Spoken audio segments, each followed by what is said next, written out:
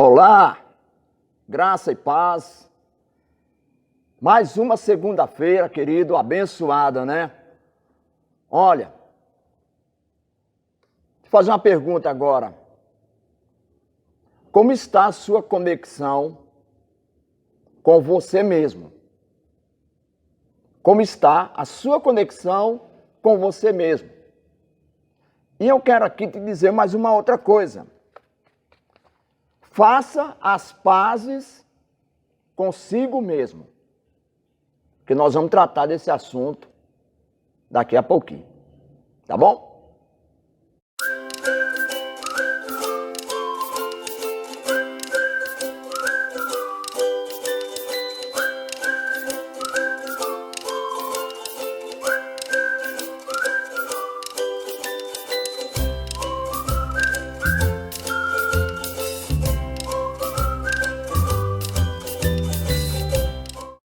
Mais um tema sério que nós vamos tratar hoje.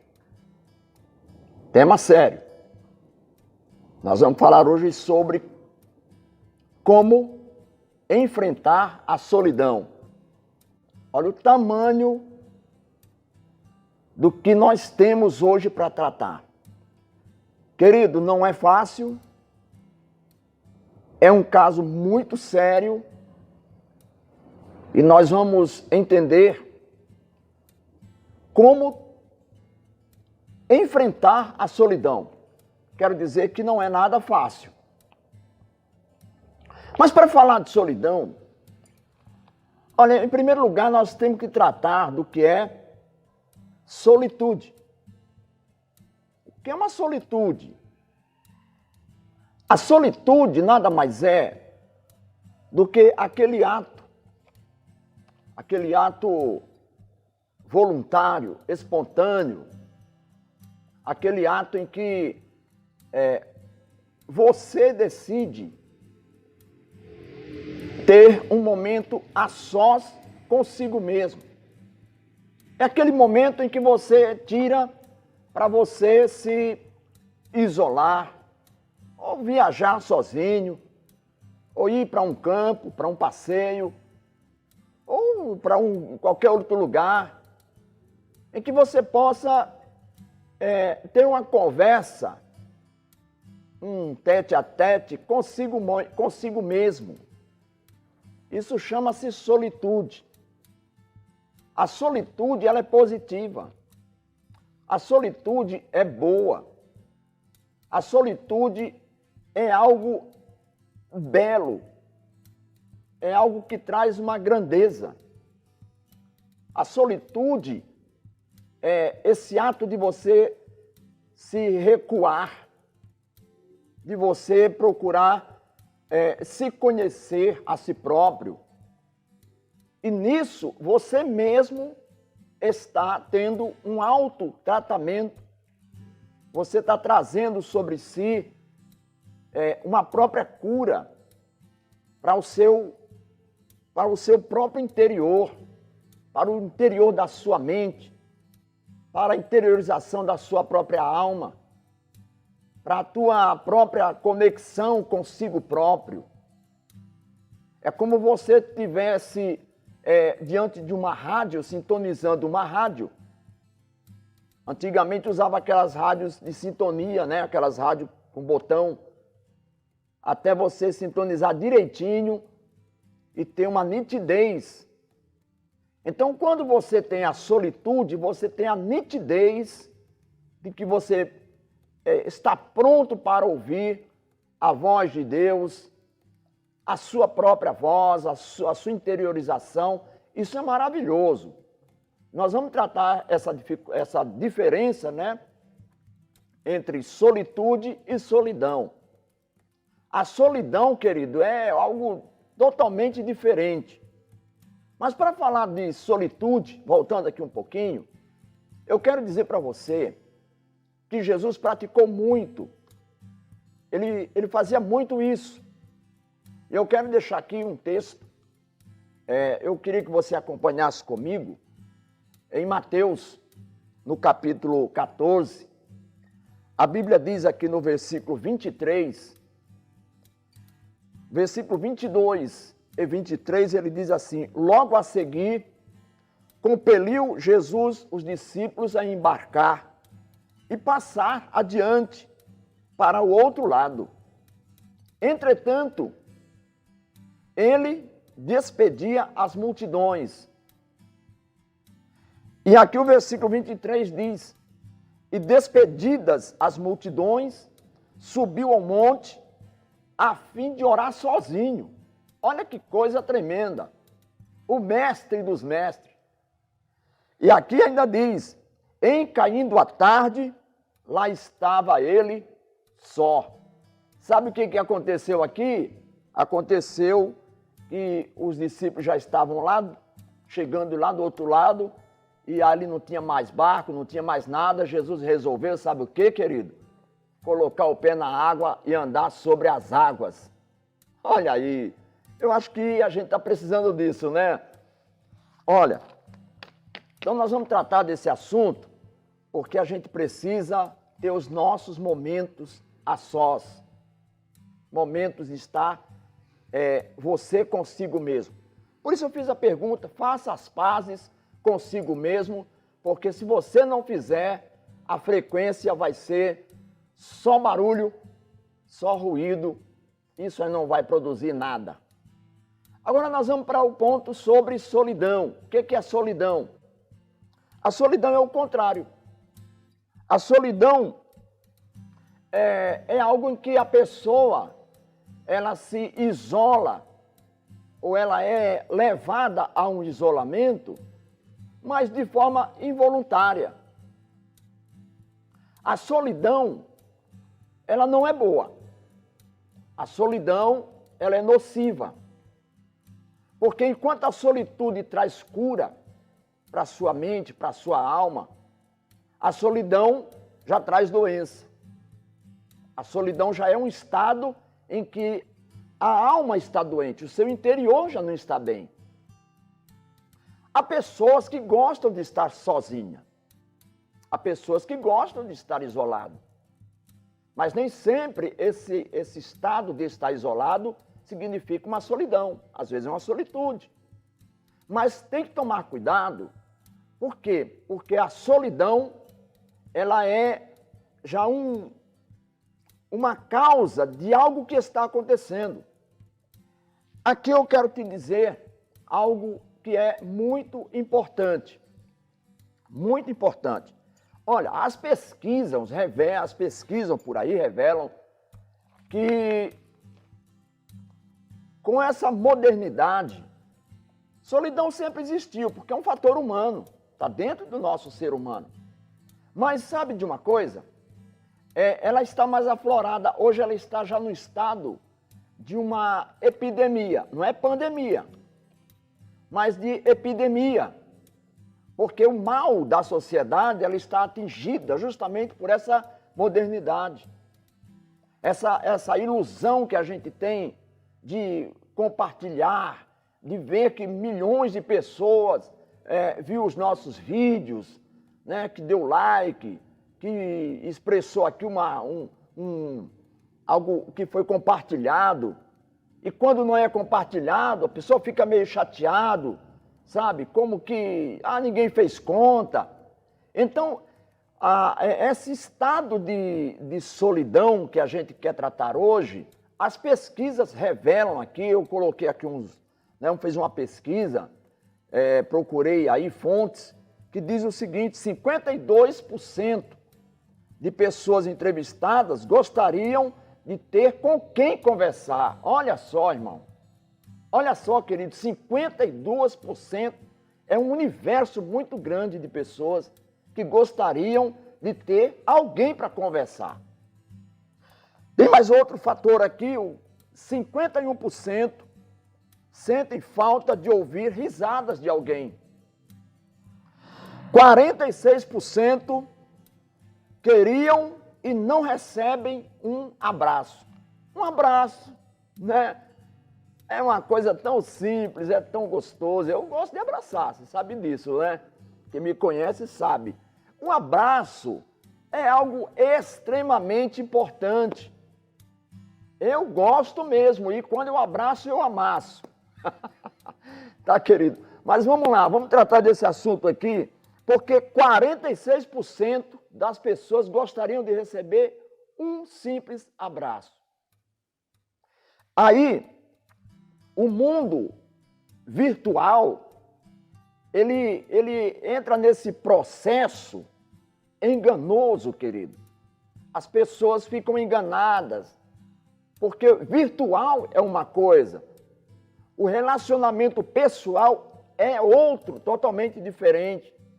Eu quero aqui citar, né, que na célula de quarta-feira, uma das nossas irmãs aqui da igreja, a Márcia, falou muito bem sobre essa questão de relacionamento. O relacionamento com Deus, ele passa também pelo relacionamento humano. Essa conexão humana, ela não é simplesmente de humano para humano. Muitas vezes essa relação é de você para você mesmo, mas precisa ter esse relacionamento humano. Sabe de uma coisa? Quando Deus criou o homem, foi Deus que criou o homem. Então, quando Deus criou o homem e ele viu ali o homem sozinho, a própria palavra de Deus diz que Deus viu que não era bom que o homem estivesse só. Ele fez, do próprio homem, ele fez uma mulher que fosse a sua auxiliadora, uma mulher que tivesse ao seu lado uma adjutora. Então, essa questão de conexão de ser humano, filósofo Sócrates, bem antes de Jesus, 350 anos antes de Cristo, ele já falava que o homem é um ser social. E quando a gente não tem essa conectividade com outras pessoas, ela é muito ruim. Por isso, uma das grandes causas da solidão é justamente essa. Por quê? Porque muitos relacionamentos não dão certo, muitas pessoas não conseguem estar em grupo, não conseguem se relacionar, aí já se interioriza na questão de dizer o seguinte: ninguém gosta de mim, eu sou excluído de determinado grupo, eu sou excluído da sociedade, eu sou excluído da minha família, eu sou excluído da igreja. E não é que a pessoa ela está se excluindo. Isso já é uma solidão. A solidão é um dos males maiores que existe hoje na sociedade moderna. Então, vamos tratar mais um pouquinho aqui que o papel da igreja. Qual é o papel da igreja no sentido da solidão? A solidão é algo que é inerente, está nas nossas raízes, está na nossa humanidade.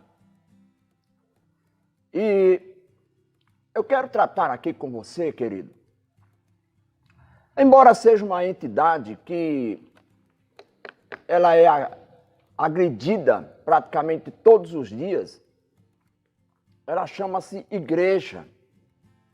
A igreja, ela exerce um papel importante e fundamental na sociedade nessa questão de tratamento da solidão. Olha, quando a gente fala de solidão, e qual é o papel da igreja nessa questão? A igreja ela tem o papel de tratar e o papel de curar. E esse papel, ele vem através de atividades, como orientação, como um aconselhamento, como oração, como direção para aquelas pessoas ou para aquela pessoa. Nós, por enquanto, estamos em 2 pastores aqui, né? Sou eu e o pastor Leandro, que é o presidente da igreja, mas a gente sabe do compromisso de que é uma visita.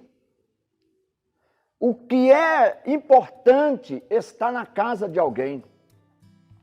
Por quê? Porque naquele momento, a pessoa que está sendo visitado, ela precisa entender algumas coisas.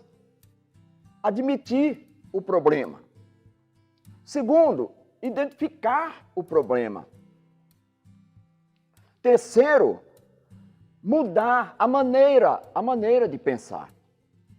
E por último, a gente aqui, já cabe a nós estimular o crescimento espiritual. Olha, tudo que a gente faz como pastor, como um dos líderes aqui, nas nossas visitas, é ter base, querido. Nós precisamos ter base, precisamos ter alicerce. E esses alicerces e essas bases que nós levamos, não são alicerces pessoais. Não, os nossos alicerces estão aqui, ó, estruturados na palavra de Deus.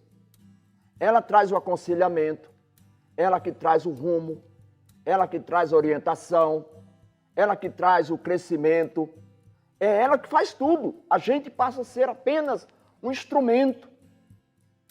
Mas quem vai te orientar, quem vai orientar as pessoas, é a própria palavra de Deus. É por isso que nós estamos aqui empenhados, focados, para tratar desse assunto sobre solidão, que não é fácil. A solidão é terrível. E eu quero te dizer como é terrível, né? Olha, você sabe que um dos instrumentos de disciplina da situação carcerária, tanto no Brasil como no mundo, é o chamado isolamento, né? Aquele famoso colocar numa cela isolado. Ali é um instrumento de tortura. Você já pensou deixar uma pessoa numa cela sozinho, de dia e de noite e de dia e de noite, o tempo todo ali, sendo alimentada apenas por uma janelinha? Olha, deixa eu falar uma coisa aqui para você aqui, no nosso tete a tete, tá? Nos anos 80, eu fazia um curso de capelania, e esse curso era um curso que era ministrado por pastores. E esse curso que a gente fazia, fazia com que a gente tivesse entrada direta lá no Carandiru, que nem existe mais hoje. Então, no Carandiru, naquela época, a população carcerária era 7.000 pessoas, 7.000 homens ali. E eu tive a oportunidade de estar ministrando ali nos anos 80, 86, por ali. Eu estava lá. E eu via as celas, quando o preso era colocado num isolamento. Então, ele ficava ali, chegava a comida para ele, mas era uma janelinha só. Rapaz, se eu colocava lá uma marmita, eu colocava e já fechava. Ali era um elemento, ali era um instrumento carcerário, de punição, de disciplina. Mas a mente da pessoa, ela não consegue ficar, porque o ser humano ele é associável. O ser humano quer o relacionamento. E o castigo, o que era? O isolamento. Olha, irmão, ali era triste. Você chegava ali para, olhava a pessoa, ele estava lá no cantinho, lá, sentado lá, encolhido, sabe, agachado, cabeça baixa, não queria olhar para nada, não queria olhar para ninguém, porque não tinha nem como olhar, só era parede, 4 paredes, pequenininho. E às vezes as pessoas iam lá da administração, ia buscar o resto da marmita, a pessoa não tinha nem comido nada. Isso era terrível, querido. Agora vamos para um outro ponto, para a gente não ficar muito aqui nessa questão carcerária, porque já era um castigo, era um tormento. Que é uma outra. Essa já faz parte de procedimento hospitalar. A pessoa tem uma infecção, tem lá uma infecção, um contágio muito forte, e aí o médico associa aquilo lá e fala, olha, precisa colocar essa pessoa no isolamento. Irmão, a pessoa, ela fica olha, no desespero, porque não é questão apenas da doença, mas o isolamento já é um elemento de tortura. Vamos tratar desse assunto aqui de uma forma agora um pouco mais diferente, para dizer o seguinte: as pessoas põem em xeque, muitas vezes, a humanidade de Jesus. Mas eu quero dizer para você que a grande prova da humanidade de Jesus, além da fome que ele sentiu, além do cansaço físico que ele sentiu, além da sede que ele sentiu quando ele chegou naquele poço, né, lá em Betesda, ele pediu água para aquela mulher, é porque ele estava com sede mesmo. Ele puxou um papo lá, mas ele estava com sede. Jesus nunca foi de enganar ninguém. Mas a atitude que ele sentiu no momento de estar só foi lá na cruz, quando ele estava ali já pregado na cruz, nos últimos momentos da vida dele. Ele diz aqui no capítulo 27 de Mateus 27, 46, diz assim, ó: por volta da hora nona, clamou Jesus em alta voz, dizendo: Eli, Eli, lama sabachthani, que quer dizer: Deus meu, por que me desamparaste? A solidão nada mais é do que um abandono. A pessoa que se sentiu desamparado, se sentiu no vazio, a alma entrou num estado de vazio. Jesus, ele vê a ausência de Deus, ele sente essa ausência, porque os seus discípulos tinham abandonado. Mas nós vamos tratar dessa questão daqui a pouquinho. Mas ele sente aqui, na sua humanidade, no seu físico, no seu lado emocional, ele se sente, a alma ali num vazio tremendo. Por quê? Ele diz: meu Pai, por que me desamparaste? E eu quero dizer que homens venceram a solidão. Homens venceram a solidão. E como que esses homens venceram a solidão? Esses homens venceram com convicção de que Deus estava com ele. Então, como que é que a gente consegue, porque o tema é esse, como enfrentar a solidão? Como enfrentar a solidão? Eu quero fechar dizendo o seguinte: confiando, tendo convicção, a segurança de que Deus é com você. Eu quero aqui que você me acompanhe em duas leituras para a gente levar esse assunto no nosso coração. Querido, eu vou dar dois exemplos de homens que venceram a solidão. Homens assim, olha, acima do nível. Um deles, claro, que eu tenho que falar, né? Que não tem ninguém maior do que ele, chama-se Jesus. Nome que está acima de todo nome. Como que ele venceu? Ele venceu a solidão com uma forma prática. É a convicção de que Deus está com ele. Então, em João 16, versículos 32 e o versículo 33, ele diz assim, ó: eis que vem a hora, e já chegou, em que sereis dispersos, cada um para a sua casa, e me deixareis só.